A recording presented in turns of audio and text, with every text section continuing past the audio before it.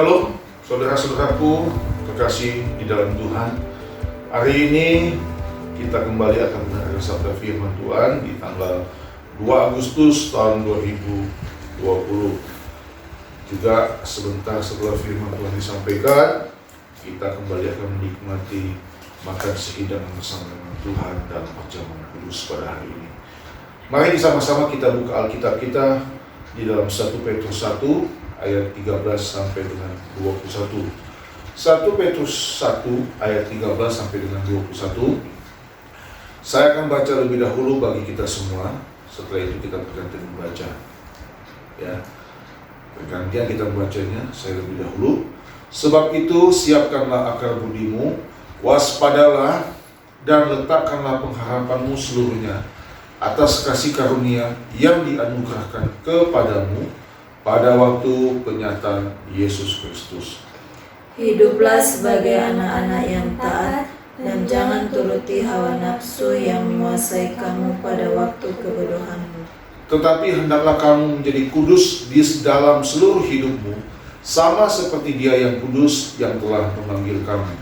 Sebab ada tertulis, kuduslah kamu sebab aku kudus. Dan jika kamu menyebutnya Bapa, yaitu Dia, ini dia saudaraku, yang tanpa memandang muka menghakimi semua orang menurut perbuatannya, maka hendaklah kamu hidup dalam ketakutan selama kamu menumpang di dunia ini.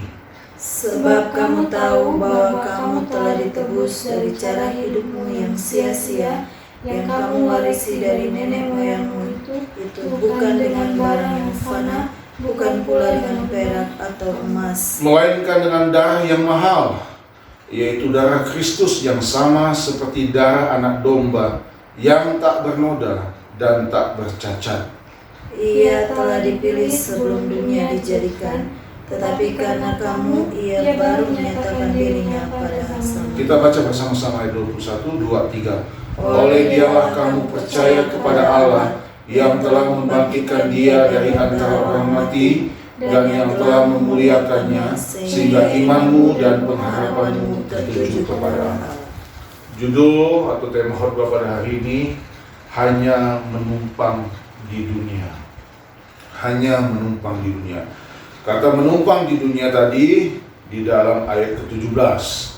Saya baca sekali lagi bunyi ayat 17 itu ya saudara-saudaraku. Dan jika kamu menyebutnya Bapa, yaitu Dia yang tanpa memandang muka menghakimi semua orang menurut perbuatannya, ini dia ya, maka hendaklah kamu hidup dalam ketakutan selama kamu menumpang di dunia ini. Saudara, saya akan juga baca di dalam terjemahan bahasa Indonesia sehari-hari di dalam ayat ke-17 ini ya, untuk kita semua. Saudara boleh menyimak di dalam ayat ke-17 dalam 1 Petrus 1. Kalian menyebut Allah itu Bapa pada waktu kalian berdoa kepadanya. Nah, Allah itulah yang menghakimi manusia setimpal dengan perbuatan masing-masing tanpa pandang bulu. Sebab itu selama kalian masih ada di dunia ini, hendaklah kalian mengagungkan Allah dalam hidupmu. Hendaklah kalian mengagungkan Allah dalam hidupmu. Saudara, pernyataan Rasul Petrus ini pernyataan yang sangat tegas, saudara-saudaraku. Khususnya di dalam ayat ke-17 yang saya akan angkat pada pagi hari ini, hanya menumpang di dunia. Saudara, umat Allah, khususnya orang percaya, karena suratan Petrus ini ditujukan kepada umat pilihan Allah yang waktu itu menghadapi banyak sekali tekanan, pergumulan dalam mengikuti dan mengiringi Tuhan Yesus. Saudara, khususnya orang percaya, jangan abaikan dan sepelekan perkataan ini. Kata menumpang, saudara-saudaraku, kata menumpang menunjukkan bahwa tidak ada yang kita miliki di dunia ini. Kata menumpang menunjukkan bahwa tidak ada yang kita miliki di dalam dunia ini. Saudara, semua yang ada pada kita ini adalah kepercayaan, adalah berkat yang diberikan Tuhan kepada kita, ya. Bersyukur Tuhan berikan kita kekuatan, kesehatan, umur panjang, ya, berkat-berkat jasmani, materi, fasilitas dalam hidup ini. Tapi sejatinya semua yang ada pada kita itu adalah kepercayaan yang Tuhan berikan kepada kita. Amin, saudaraku. Kata menumpang menunjukkan bahwa tidak ada yang kita miliki di dunia ini. Kemudian, saudaraku, kata menumpang juga menunjukkan bahwa kita hidup hanya sementara. Kata menumpang juga menunjukkan bahwa kita hidup hanya sementara. Jadi, tidak mungkin selamanya kita di dunia ini. Haleluya, saudara-saudaraku. Jadi kita harus memiliki satu sikap bahwa kita hidup di dalam dunia ini. Kata Petrus, ya, kamu menumpang dalam dunia ini. Nah, saudara-saudaraku, hari ini saudara-saudaraku, berdasarkan ayat 17 ini, kita akan lihat bagaimana cara kita mempersiapkan hati kita, ya, untuk menghadapi kehidupan ini yang kita tahu sejatinya menurut kebenaran firman Tuhan bahwa hidup ini hanyalah menumpang, saudaraku. Hidup ini hanyalah menumpang. Nah, itulah sebabnya saudara-saudaraku yang saya kasih dalam Tuhan Yesus Kristus. Hari ini ada 3 hal yang saya mau bagikan kepada kita semua, ya, berkaitan dengan khotbah pada hari ini dan juga perjamuan Tuhan yang ada di hadapan kita. Saya akan ambil yang pertama lebih dahulu, ya. Saudara perhatikan di dalam ayat 17, saya akan baca sekali lagi buat kita semua, ya. Dan jika kamu menyebutnya Bapa, yaitu Dia yang tanpa memandang muka menghakimi semua orang menurut perbuatannya, maka hendaklah kamu hidup dalam ketakutan selama kamu menumpang di dunia ini. Yang pertama, saudara-saudaraku, karena Allah akan menghakimi semua orang menurut perbuatan masing-masing, maka kita harus hidup sebagai anak-anak yang taat dan tidak mengikuti hawa nafsu kita. Yang pertama, karena Allah akan menghakimi semua orang menurut perbuatan, ya saudaraku. Allah akan menghakimi semua orang menurut perbuatan masing-masing, maka kita harus hidup sebagai anak-anak Tuhan yang taat dan tidak mengikuti hawa nafsu kita. Kakak tolong bacakan ayat ke-14. Ayat ke-14 tolong dibacakan. Hiduplah sebagai anak-anak yang taat dan jangan turuti hawa nafsu yang menguasai kamu pada waktu kebodohanmu. Saudara-saudaraku, yang pertama, kita mempersiapkan dengan kesungguhan hati kita di dalam hidup ini, karena kita sadar bahwa hidup ini kita cuma menumpang. Maka kita sadar karena Allah akan menghakimi semua orang menurut perbuatannya, maka kita harus hidup sebagai anak-anak Tuhan yang taat dan tidak mengikuti hawa nafsu kita. Hiduplah sebagai anak yang taat, kata firman Tuhan yang ke-14 tadi. Dan jangan turuti hawa nafsu yang menguasai kamu pada waktu kebodohanmu. Coba kita buka Efesus pasal ke-4. Kita buka bersama-sama kitab Efesus. Efesus pasal yang ke-4. Kakak tolong membacakan ayat 17 sampai 18. Efesus pasal yang ke-4 ayat yang ke-17 sampai yang ke-18. Iya. Firman Tuhan. Sebab itu kukatakan dan kutegaskan ini kepadamu di dalam Tuhan, jangan hidup lagi sama seperti orang-orang yang tidak mengenal Allah dengan pikirannya yang sia-sia dan pengertiannya yang gelap, jauh dari hidup persekutuan dengan Allah karena kebodohan yang ada di dalam mereka dan karena kedegilan hati mereka. Saudara-saudara, orang-orang yang hidupnya hanya menuruti hawa nafsu, firman Tuhan katakan orang-orang yang tidak mengenal Allah dengan pikiran yang sia-sia. Saya percaya kita yang ada di tempat ini, saudara yang mendengarkan khotbah firman Tuhan saat ini, mau hidup dalam ketaatan dan tidak mengikuti hawa nafsu kita. Jelas dalam Efesus tadi, saudara-saudaraku, kebodohan ada di dalam mereka yang tidak mengenal Allah. Minggu lalu saya sampaikan khotbah tentang memperoleh Kristus atau mendapatkan Kristus. Itu yang utama dalam hidup orang percaya. Setelah kita menerima Yesus, percaya kepada Tuhan, memperoleh Kristus dalam hidup ini, maka perjuangan hidup kita tidak boleh berhenti sampai di sana, saudaraku. Orang Kristen yang sungguh-sungguh di dalam tentu dia pasti taat di dalam Tuhan. Dia tidak mau mengikuti hawa nafsunya. Kembali kalau kita lihat dalam Petrus tadi, saudara-saudaraku, Petrus sudah mengingatkan semua bahwa kita harus benar-benar hidup sebagai anak-anak yang taat. Karena ada kata Bapa di sana, saudara-saudara.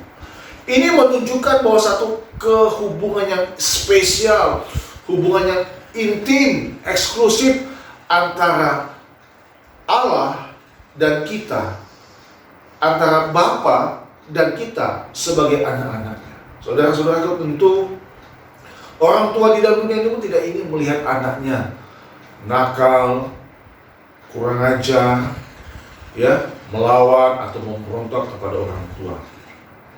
Pun demikian Bapa di sorga, Dia tidak mau anak-anaknya menjadi anak-anak yang mengikuti hawa nafsu, yang tidak taat, yang cenderung memberontak.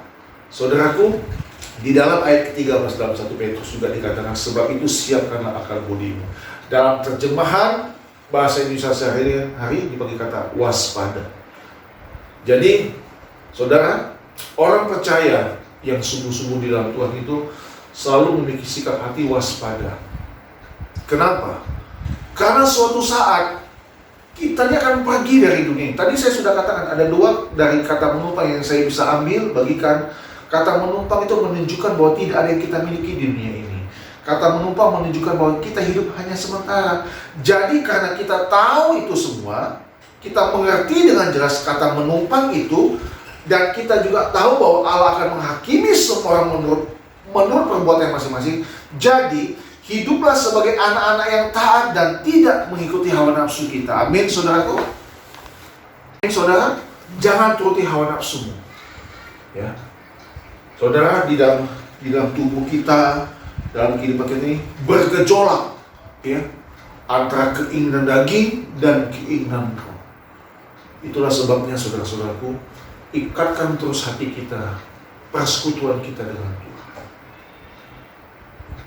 Ya, dunia ini semakin gelap, ya, dunia ini semakin hari semakin jahat, saudara-saudaraku.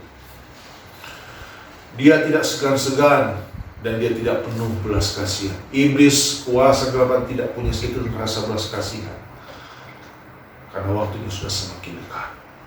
Saudara, milikilah ketaatan dan tidak mengikuti hawa nafsu kita. Nah, yang kedua, saudara-saudaraku, dari kata menumpang itu, saudara-saudaraku, menyadarkan kita karena Allah itu kudus adanya. Nah, ini ya, ini tolong perhatikan baik-baik. Karena Allah itu kudus adanya, maka kita pun sebagai anak-anak Bapa harus menjadi kudus dalam seluruh hidup kita. Tolong dibaca ayat 15 dan 16 dalam 1 Petrus 1 ini. Tetapi hendaklah kamu menjadi kudus di dalam seluruh hidupmu, sama seperti Dia yang kudus, yang telah memanggil kamu, sebab pada tertulis, kuduslah kamu sebab Aku kudus. Standarnya Tuhan. Kita tidak boleh mencontoh orang lain, tidak boleh mencontoh panutan yang lain. Standar kita dalam kekudusan itu Tuhan. Di dalam ayat 15 tadi dikatakan, hendaklah kamu menjadi kudus di dalam seluruh hidupmu, sama seperti siapa? Sama seperti Dia yang kudus. Saudaraku, kesucian dan kekudusan adalah satu paket yang penting dalam hidup orang percaya yang tidak boleh kita tanggalkan dalam hidup ini. Haleluya, saudaraku. Ya, saudara, milikilah teman dekat atau milikilah kekasih yang seiman. Hiduplah dalam penurutan akan kehendak Tuhan. Jangan mengikuti hawa nafsu. Kudus ini saudara-saudara menggambarkan kesucian hidup kita. Di dalam Ibrani dikatakan, tanpa kekudusan kita tidak bisa melihat Tuhan. Saudara, benar saudaraku. Jangankan nanti untuk di hari akhir. Di dalam dunia ini saja kalau kita hidup dalam kekotoran, hidup dalam kenajisan, kita tidak pernah mengalami kebaikan Tuhan dan mengalami keberkatan Tuhan dalam hidup ini. Bagaimana kita tahu bahwa kita ini kudus atau tidak kudus? Saudara, mulailah hidupmu dengan selalu berjalan dalam kebenaran firman Tuhan. Tolong buka Efesus kembali. Efesus pasal yang kelima. Di dalam Efesus pasal yang kelima, ayat 3 dan 5. Efesus 5, tolong baca ayat 3 dan 5. Efesus 5 ayat 3 dan 5. 3 sampai 5 maksudnya. Ayat 3 sampai 5.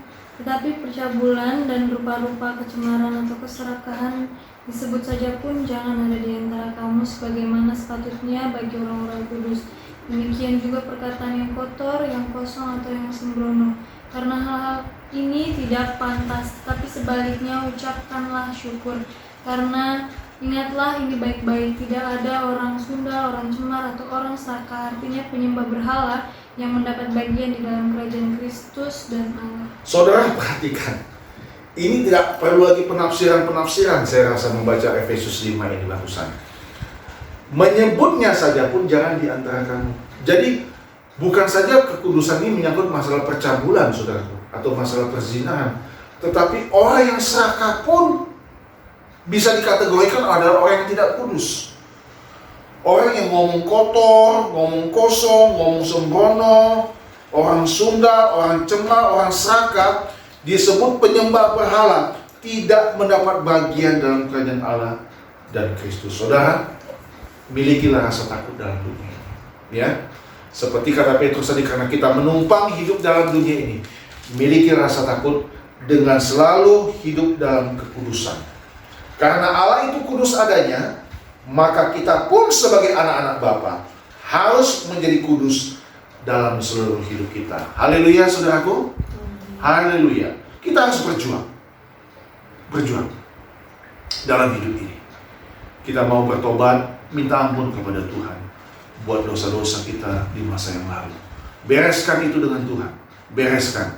Kita menjadi hidup baru di dalam Tuhan, melangkah bersama dengan Tuhan. Saya percaya saudara-saudaraku, pintu anugerah Tuhan itu masih tetap terbuka bagi saudara yang mendengarkan firman Tuhan pada hari ini.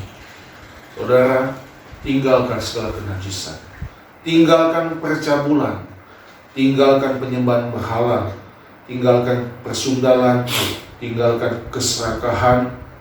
Jangan berkata-kata yang tidak baik atau sembrono atau kotor. Demikianlah kata bunyi firman Tuhan. Karena orang-orang seperti begini, saudaraku, tidak akan dapat bagian di dalam kerajaan Kristus dan Allah. Saudara, itu yang kedua.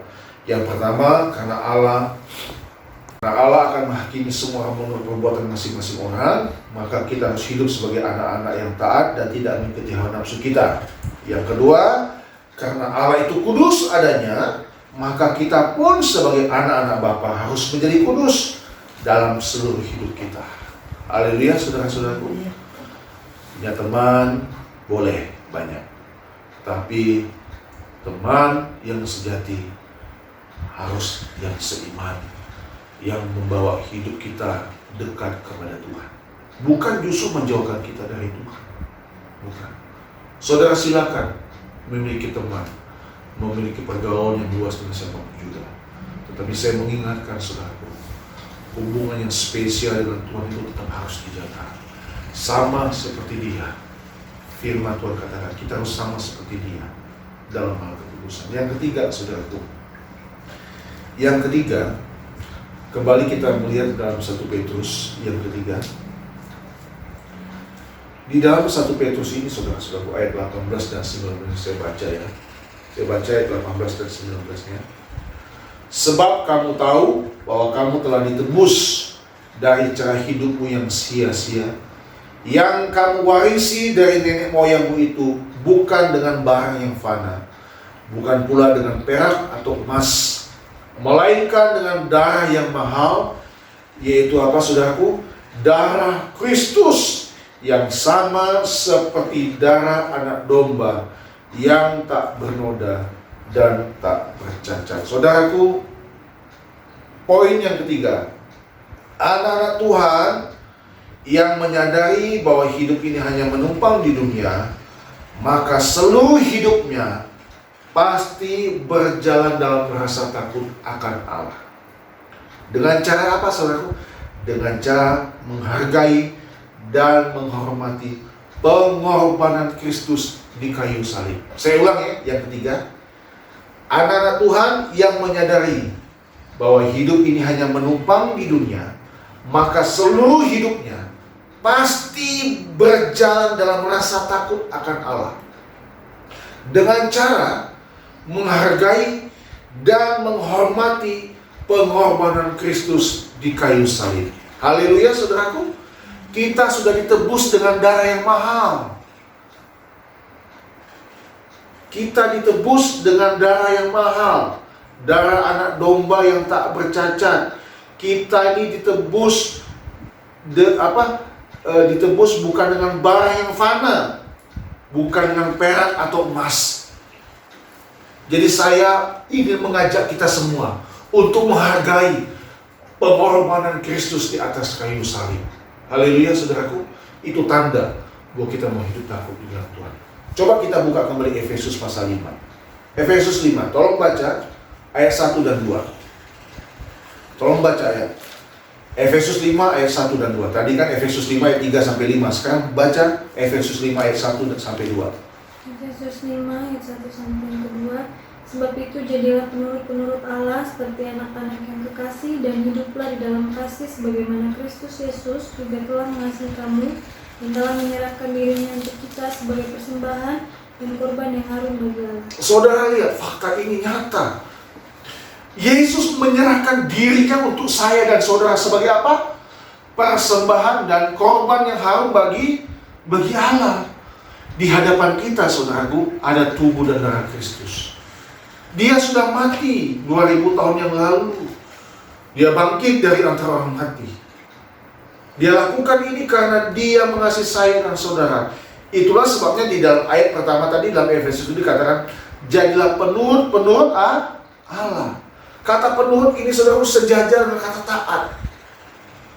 Seperti anak-anak yang kasih, dan hiduplah di dalam kasih sebagaimana Kristus Yesus juga telah mengasihi kamu dan telah menyerahkan dirinya untuk kita sebagai persembahan dan korban yang harum bagi Allah. Haleluya, saudara, amin. Jadi benar ya apa yang dikatakan oleh Petrus dalam suratannya, dan juga apa yang dikatakan oleh Paulus ini. Sama, memiliki pengertian dan pemahaman yang sama. Bahwa kita sudah ditebus dengan darah yang mahal. Kita ditebus bukan dengan barang yang fana, saudara. Kalau kita menggadaikan sesuatu di pegadaian, suatu saat nanti kita harus menebusnya. Dan menebusnya itu bukan dengan cuma-cuma, saudaraku. Ada bunganya. Tapi pengorbanan Kristus di atas kayu salib, itu pengorbanan yang luar biasa. Ya. Saya mau katakan ini semua bagi kita semua di tempat ini, berkaitan dengan khotbah saya pada hari ini yang menumpang di dunia. Jadi kalau kita menyadari bahwa kita cuma menumpang di dalam dunia ini, saudaraku, maka seluruh hidup kita harus berjalan dengan rasa takut dan hormat kepada Allah, dengan cara menghargai dan menghormati pengorbanan Kristus. Haleluya, saudaraku. Dengan cara menghargai dan menghormati pengorbanan Kristus di kayu salib. Saudara, hari ini 3 hal saya bagikan kepada kita semua. Ya, semoga kiranya kita benar-benar mau betul-betul menjadi anak-anak Tuhan yang taat dan tidak mengikuti hawa nafsu kita. Kita mau menjadi kudus dalam seluruh hidup kita, dan kita berjalan dengan rasa takut akan Allah dengan cara menghormati pengorbanan Kristus di kayu salib. Bagi orang yang hidupnya, orang Kristen yang hidupnya sembrono, hidup terus dalam dosa, sama saja mereka tidak pernah menghargai pengorbanan Kristus di kayu salib. Ya. Orang seperti gini, saudaraku, selalu sampai akhir hidupnya tidak mau bertobat, tidak mau sadar, maka jelas mereka akan masuk ke dalam kebinasaan yang kekal.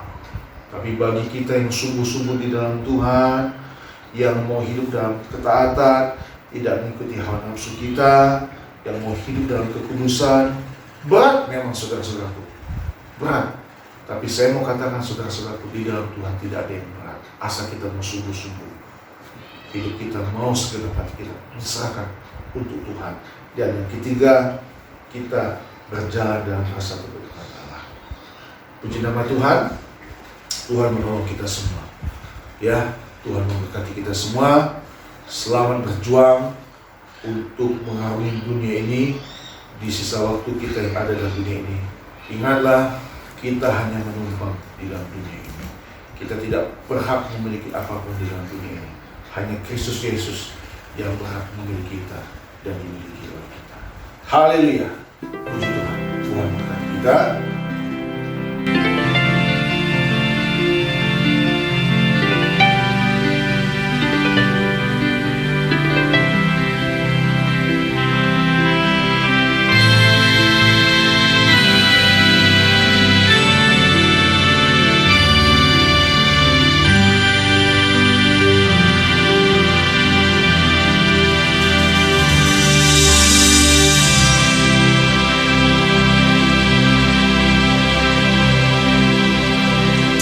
Kekudusan-Mu Bapa, pengorbanan-Mu Yesus, penghiburan-Mu Roh Kudus, membuatku terpesona. Tiada lagi kata,